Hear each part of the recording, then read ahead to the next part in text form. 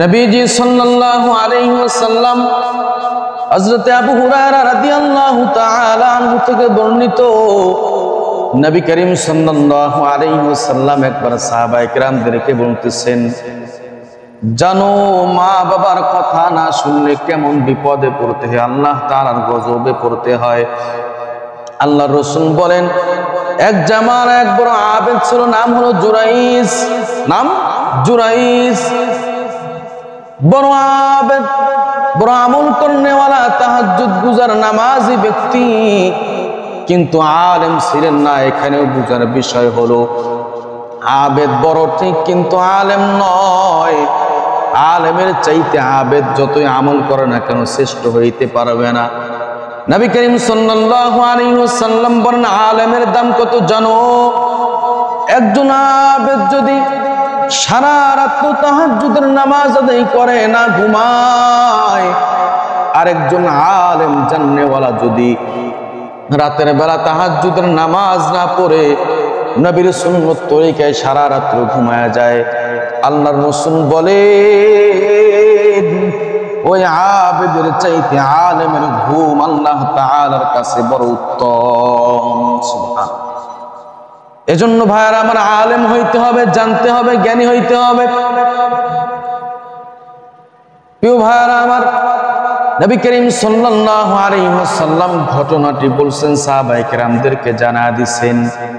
অন্য হাদিসের মধ্যে আল্লাহ রাসূল সাল্লাল্লাহু আলাইহি ওয়াসাল্লাম বলেন, হাজার আবেদ চাইতে একজন আলেম উত্তম। কারণ হাজার হাজার আবেদকে শয়তান সেকেন্ডে মিনিটের মধ্যে ধোঁকা দিয়ে ঈমান হারা করতে পারে, কিন্তু একজন আলেমকে অত সহজে ঈমান থেকে বিচ্ছিন্ন করা সম্ভব নয়। আল্লাহ রাসূল সাল্লাল্লাহু আলাইহি ওয়াসাল্লাম সাহাবায়ে কেরামদেরকে ঘটনা বলেন, জানো একজন আবেদ নাম তার জুরাইজ, এত পরিমাণ আল্লাহ তাআলার আশিক ছিলেন যে তিনি জঙ্গলের মধ্যে গিয়ে এরকম ইবাদত বন্দেগী নামাজ কালাম পড়তেন, দুনিয়ার কোন মানুষ যেন তার এরকম ডিস্টার্ব করতে না পারে। ওই জামানার সবচাইতে বড় আল্লাহওয়ালা আবেদ, মানুষ এক নামেই চেনে, মানুষরা তার ভক্ত। জঙ্গলের মধ্যে গিয়ে এক কুড়ে ঘরের মধ্যে তিনি নামাজ আদায় করতেছিলেন। এমন সময় তিনার বৃদ্ধা মা ছিল, মা হাঁটি হাঁটি পা পা করে গেছে জঙ্গলে জুরাইজের খবরে। এমন সময় জুরাইজ রাহমাতুল্লাহি আলাইহি তিনি নামাজরত অবস্থায় ছিলেন। মা এবার জুরাইজের দরজায় করা আঘাত করে এবার ডাকতেছে, জুরাইজ, ও বাবা জুরাইজ। কয়েকবার ডাকছে তো জুরাইজ রাহমাতুল্লাহি আলাইহি নামাজ চিন্তা করতেছেন, আমার মা আমার নামাজ, আমার মা আমার নামাজ, কোনটারে আমি সময় দিব? মা কি আর আগে সময় দিব নাকি নামাজের সময় দিব? আলেম ছিলেন না, আবেদ ছিলেন, এজন্য তিনি মায়ের ডাকে সাড়া দেন নাই। নামাজের মধ্যে তিনি স্থগিত ছিলেন। তিনি চিন্তা করলেন নামাজটা শেষ করে মাকে পরে সময় দিব। মা এবার ফিরে চলে গেল বাসায়। পরের দিন একই সময় মা আবার আসছে ডাকার জন্য। হযরত জুরাইজ আবার তিনি নামাজরত অবস্থায় ছিলেন। মা আবার ডাক দিছে। জুরাইজ রাহমাতুল্লাহি আলাইহি চিন্তা করলেন, মা নাকি নামাজ, মা নাকি নামাজ। মায়ের কথায় সাড়া না দিয়ে তিনি এরকম নামাজের মধ্যেই ছিলেন। মা বিরক্ত হয়ে গেছে, রাগান্বিত হয়ে গেছে, অসুস্থ মা। রাস্তা দিয়া যাইতে যাইতে আল্লাহ তাআলার কাছে বদদুয়া করছে, আল্লাহ ও মালিক, যে সন্তান মায়ের চেহারা দেখতে চায় না, আমি মা তার জন্য বদদুয়া করে দিলাম, জীবদ্দশায় যেন এই সন্তান বেশ্যার মুখ দেখে তারপর মরে, নাউজুবিল্লাহ। মায়ের মুখ যে সন্তান দেখতে চায় না, সে সন্তান যেন বেশ্যার মুখ দেখে। মায়ের বদদুয়া তো কবুল হয়ে গেছে। আল্লাহ তাআলার লেখনের মধ্যে ছিল, মা বাসায় যাওয়ার সঙ্গে সঙ্গে ইন্তেকাল হয়ে গেছে।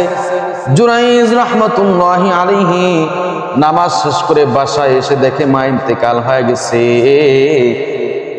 এবার তিনি মায়ের কাছ থেকে ক্ষমাও নিতে পারেন নাই। জানাজার নামাজ অনুষ্ঠিত হয়ে গেল। আল্লাহ তাআলার গজব হযরত জুরাইজ রাহমাতুল্লাহি আলাইহির উপরে চলে আসলো। এবার হঠাৎ করে যখন জানাজার নামাজ শুরু হয়ে গেছে, হঠাৎ করে পেছন থেকে এক মহিলা ডাক দিয়ে বলে, দাঁড়াও।